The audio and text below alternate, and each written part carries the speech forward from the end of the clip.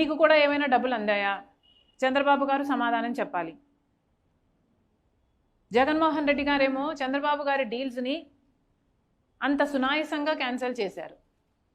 కానీ చంద్రబాబు గారికి మాత్రం ఇంత పెద్ద డీల్ని, ఇన్ని అవకతవకలు ఉన్నాయని తెలిసి కూడా ఈ అదాని డీల్ను క్యాన్సిల్ చేయడానికి సంకోచిస్తున్నారు. దేనికని? జగన్మోహన్ రెడ్డి గారి దగ్గర కూడా ఆధారాలు ఉన్నాయా? అప్పుడు అవినీతి జరిగింది ఆ పవర్ డీల్స్లో, కాబట్టి నేను క్యాన్సిల్ చేసేస్తున్నాను అంత సునాయాసంగా చేసేసారా? అంటే మీరు అప్పుడు అవినీతికి పాల్పడ్డారా? మరి ఇప్పుడు అవినీతి జరిగిందని తెలిసినా కూడా మీరు ఊరుకున్నారు అంటే ఏమనుకోవాలి? దీని ద్వారా చంద్రబాబు గారు సమాధానం చెప్పాలి. ఆంధ్ర రాష్ట్ర ప్రజలకు సమాధానం చెప్పాలి. ఏ జగన్మోహన్ రెడ్డి గారినైతే ప్రజలు దించారో అదే ప్రజలు ఓట్లేస్తే మీరు గెలిచారు. దయచేసి అది గుర్తుపెట్టుకోండి. ఇలా అడ్డదిడ్డంగా ఆంధ్ర రాష్ట్ర ప్రజలకు అన్యాయం చేస్తే మాత్రం ప్రజలు ఊరుకోరు. ఇప్పటికే చంద్రబాబు గారు ఒకసారి 6,000 కోట్ల రూపాయలు, ఇంకోసారి 11,000 కోట్ల రూపాయలు, మొత్తం 17,000 కోట్ల రూపాయల భారాన్ని ఎలక్ట్రిసిటీ బిల్స్ ద్వారా ప్రజల నెత్తిన మోపి వాళ్ళ నుంచి రక్తం పిండి మరీ వసూలు చేయడానికి సిద్ధపడ్డారు. కారణం ఏమి అంటే జగన్మోహన్ రెడ్డి గారు చేసిన తప్పిదాలు అని చెప్తున్నారు. ఇప్పటికే జనం మీద అంత భారం పడుతుంది. 17,000 కోట్ల రూపాయల భారం ఆంధ్ర రాష్ట్ర ప్రజల దగ్గర నుంచి ఎలక్ట్రిసిటీ బిల్స్ ద్వారా మీరు వసూలు చేస్తున్నారు. మొదలు కూడా పెట్టారు. ఈ నెల నుంచి మొదలు కూడా పెట్టారు. మరి అలాంటప్పుడు ఈ సోలార్ పవర్ కూడా ప్రజలు అదనంగా డబ్బులు కట్టాలనా? ఎందుకు కట్టాలి? ఇందుకేనా మీకు ఓట్లేసింది? ఇంత అక్రమం జరిగింది అని ఈ డీల్లో మీకు ఇంత స్పష్టంగా తెలుస్తున్నా కూడా చంద్రబాబు గారు ఏమీ చేయటం లేదు అంటే ప్రజలు మిమ్మల్ని క్షమించరు. దయచేసి ఇప్పటికైనా చెప్తున్నాం, చంద్రబాబు గారు ఈ డీల్ని స్క్రాప్ చేయండి, ఈ డీల్ని క్యాన్సిల్ చేయండి. అందులో భాగంగానే సెంట్రల్ ఎలక్ట్రిసిటీ రెగ్యులేటరీ కమిషన్కి కూడా మేము లేఖ రాయడం జరుగుతుంది. సెంట్రల్ ఎలక్ట్రిసిటీ రెగ్యులేటరీ కమిషన్ను is a central body. Interstate electricity transmission, trading, tariffs ఇవన్నీ రెగ్యులేట్ చేసే బాడీ.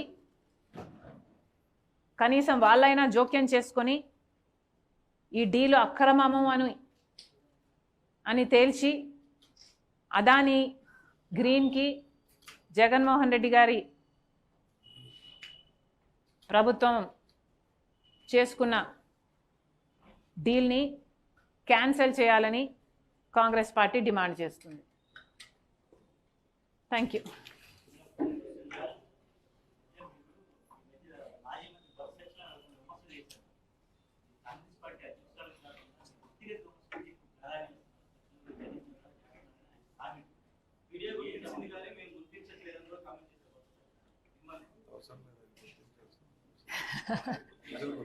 ఆయన గుర్తించాల్సిన అవసరం లేదు, ప్రజలు గుర్తిస్తే చాలు. బొత్స గారికైనా వైసీపీ వాళ్ళకైనా నేను పర్సనల్ కమెంట్స్ చేస్తున్నాను అని వాళ్ళు అంటున్నారు. పచ్చకామర్లు కమ్మినోనికి లోకమంతా పచ్చగానే కనిపిస్తుందట. వైసీపీ నాయకునికి, వైసీపీ లీడర్లకి నేను చెప్పాల్సింది ఏమిటంటే, మీకు నాతో పర్సనల్ ఇష్యూస్ ఉన్నాయి కాబట్టి, నాకు కూడా మీతో పర్సనల్ ఇష్యూస్ ఉన్నాయి అని మీరు భావించి మీరు నన్ను పర్సనల్గా అటాక్ చేసినట్టే నేను కూడా మిమ్మల్ని పర్సనల్గానే అటాక్ చేస్తున్నాను అన్నది మీ భావన. నిజానికి నేను వైసీపీ నాయకుల పర్సనల్ విషయాలు మాట్లాడడం మొదలు పెడితే వాళ్ళు కనీసం ఇంట్లో నుంచి అడుగు కూడా బయట పెట్టలేరు.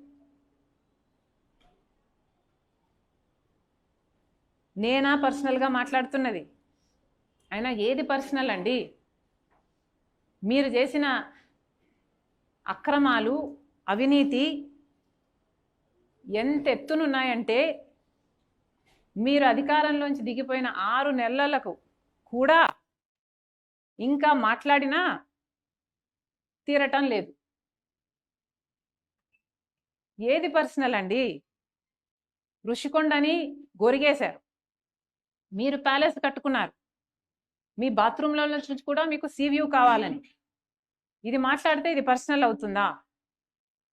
మీ బాత్రూంలు మీకు పర్సనలే అవ్వచ్చు, కానీ ఋషికొండ అనేది ప్రజలది కదా, దాన్ని కదా మీరు గొరిగేసింది.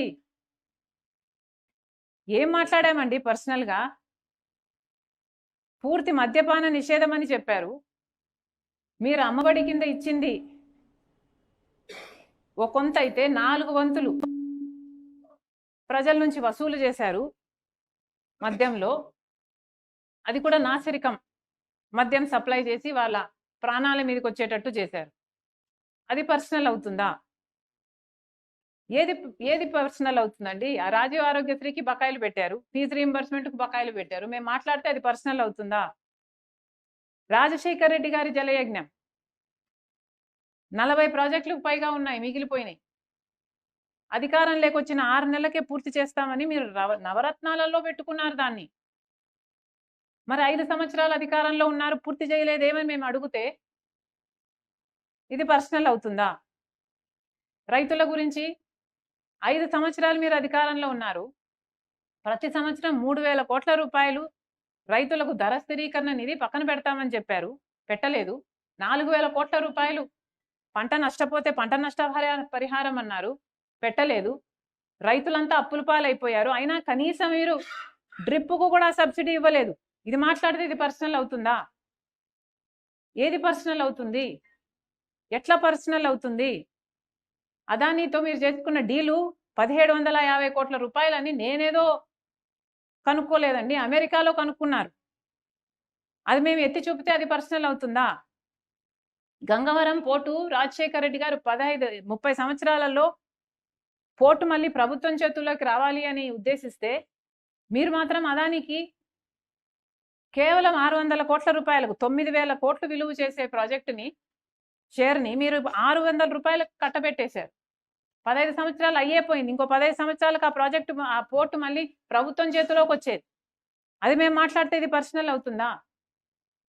పోనీ ఏది పర్సనల్ అవుతుందో చెప్పండి. వివేకానంద రెడ్డి గారి గురించి మాట్లాడితే పర్సనల్ అవుతుందా? వివేకానంద రెడ్డి గారు ప్రజల మనిషి కాదా? ఎన్నిసార్లు ఎన్నికయ్యాడు? మరి అలాంటి వాడు, అంత గొప్ప నాయకుడు వివేకానంద రెడ్డి గారు, ఈయనను హత్య చేయించారు అని సిబిఐ అవినాష్ రెడ్డిని ఛార్జ్ షీట్లో చేరిస్తే అలాంటి వాళ్ళని మీరు పక్కన పెట్టుకొని తిరుగుతున్నారని మేమంటే అది పర్సనల్ అవుతుందా? సోషల్ మీడియాలో మీ సైతాన్ సైన్యం చేత నా క్యారెక్టర్ అసాసినేట్ చేశారు, ఇది నేను మాట్లాడితే అది పర్సనల్ అవుతుందా? నన్నే కాదు కదా, ఎంతమంది మహిళలను, మిగతా లీడర్ల భార్యలను కూడా, వాళ్ళ ఇంట్లో ఆడవాళ్ళను కూడా మీరు అనలేదా? మరి ఇది సోషల్ ఇష్యూ కాదా? నా పర్సనల్ ఇష్యూ అవుతుందా? ఎలా పర్సనల్ అవుతుందండి? మొన్నెవరో నాకు ఒక మీమ్ చూపిస్తా ఉన్నారు, ఆ ఫోన్లో ఆ మీమ్ చూస్తే ఒకరు జగన్మోహన్ రెడ్డి లాగా మాట్లాడుతున్నారు.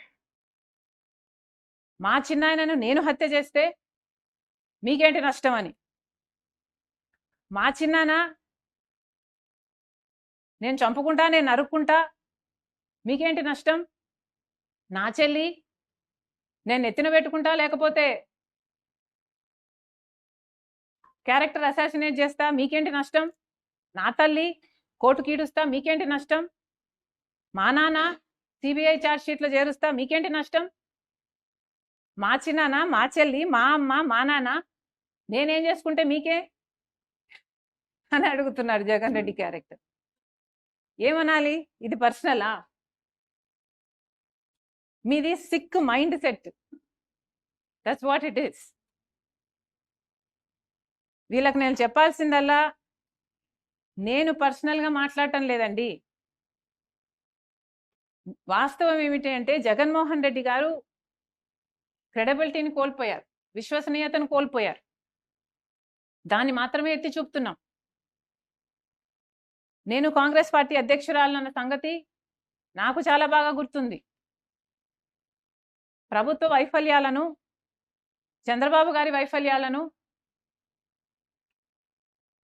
అలాగే అవసరమైతే ఇంతకు ముందు ప్రభుత్వ వైఫల్యాలను మాట్లాడాల్సిన అవసరం నాకుంది. నా విధి. నేను మాట్లాడతా. ఎంతవరకు మాట్లాడాలో అంతవరకు నేను మాట్లాడాలి. అది నా విధి. ఇంకా దాన్ని మీరు పర్సనల్ అంటే నేను చేయగలిగింది ఏం లేదు. That's your problem, not mine.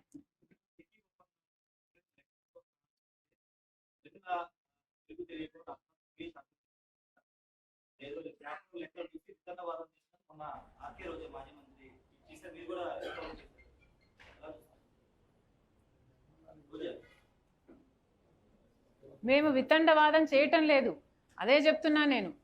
Subject ఉంది కాబట్టే మాట్లాడుతున్నాం. అవినీతి చేసింది మీరు, అక్రమాలు చేసింది మీరు.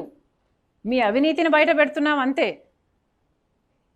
తప్పంతా మీరు చేసి దాని గురించి మాట్లాడినందుకే మా మీద అంత కోపం అయితే ఇంకా ప్రజలకు మీ మీద ఎంత కోపం ఉండాలి? అందుకే కదా మీకు 11 ఇచ్చింది.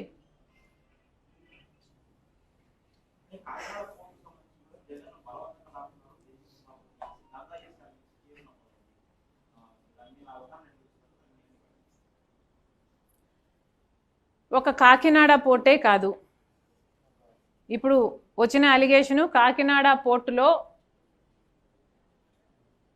జగన్మోహన్ రెడ్డి గారు ఆయన దగ్గర వాళ్ళు ఒత్తిడి చేసి ఆ షేర్స్ని రాపించుకున్నారు, తక్కువ ధరకే రాపించుకున్నారు అన్నది అలిగేషను. ఇదే డిట్టో అలిగేషను కృష్ణపట్నం పోర్టుకు కూడా ఉంది. గంగవరం పోర్టులో కూడా ఇదే జరిగింది. కాకపోతే అది ప్రభుత్వ వాట, ప్రజల ఆస్తి. ఇదే జరిగింది. అన్ని పోర్ట్ల మీద ఎందుకు ఎంక్వైరీ వేయటం లేదు అని అడుగుతున్నాం చంద్రబాబు గారిని. అక్రమం జరిగింది, అవినీతి జరిగింది అని మీరు రోజు బ్యానర్ ఐటంలు పెట్టి రాస్తున్నారు కదా, మరి ఎంక్వైరీ కూడా జరగాలి కదా, శిక్ష కూడా పడాలి కదా, దోషులు ఎవరో తేలాలి కదా. చేయండి, ఎంక్వైరీ వేయండి. అన్ని పోర్ట్ల మీద ఎంక్వైరీ వేయండి. గంగవరం మీద వేయండి, కృష్ణపట్నం మీద వేయండి, కాకినాడ పోర్టు మీద కూడా వేయండి.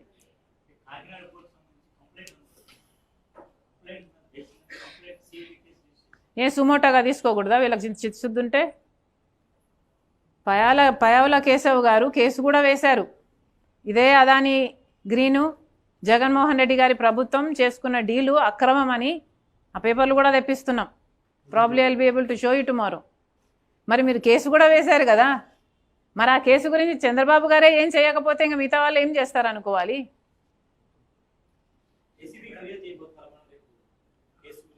ఎస్, ఎవరో ఒకరు ఏదో ఒకటి చేయాలి కదా. ఒక పక్క చంద్రబాబు గారు ఏం చేయరు, ఆయనకు మేజర్ ఎమ్మెల్యేలు ఆయన దగ్గర ఉన్నారు.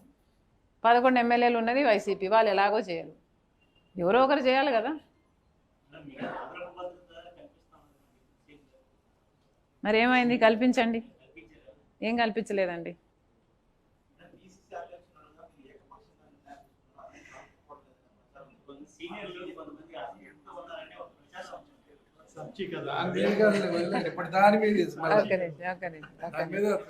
ఏదైనా ఒక సీనియర్ వచ్చి, కాంగ్రెస్ పార్టీ సీనియర్ వచ్చి మమ్మల్ని షర్మిలమ్మ పట్టించుకోవటం లేదు అని ఎక్కడైనా మాట్లాడారా? మీరెవరైనా విన్నారా? పోనీ మాట్లాడించగలరా? ఒక సీనియర్ దగ్గరికి వెళ్ళి షర్మిలమ్మ పట్టించుకోవట్లేదు అని మీరు మాట్లాడించగలరా? మాట్లాడించండి, చూద్దాం. ఇందులో ఏమాత్రం వాస్తవం లేదు. వాస్తవం ఏమిటంటే, మొన్న మేము నూతనంగా అపాయింట్ చేసిన కోఆర్డినేటర్ల మీటింగ్లో కూడా సీనియర్లు అందరూ వచ్చారు, అందరినీ మోటివేట్ చేశారు, చాలా సంతోషంగా ఉన్నారు. మీరు ఏదో పదవుల నుంచి తీసేసిన వాళ్ళ మాటలను పట్టుకొని నా మీద నన్ను అడగడం ఈజ్ నాట్ ఫేర్. పదవులను ఎందుకు తీసేశారండి? కాంగ్రెస్ పార్టీలో ఉన్న పదవుల్లో ఉన్న వాళ్ళని తీసేశారు అంటే ఎందుకు తీసేశారు? వాళ్ళు సరికాదనే కదా పదవుల్లోంచి తీసేశారు. మరి అలాంటి వాళ్ళ మాటలకు మీరు వాల్యూని ఇస్తున్నారు అంటే మీరు అనవసరంగా ఇస్తున్నారు.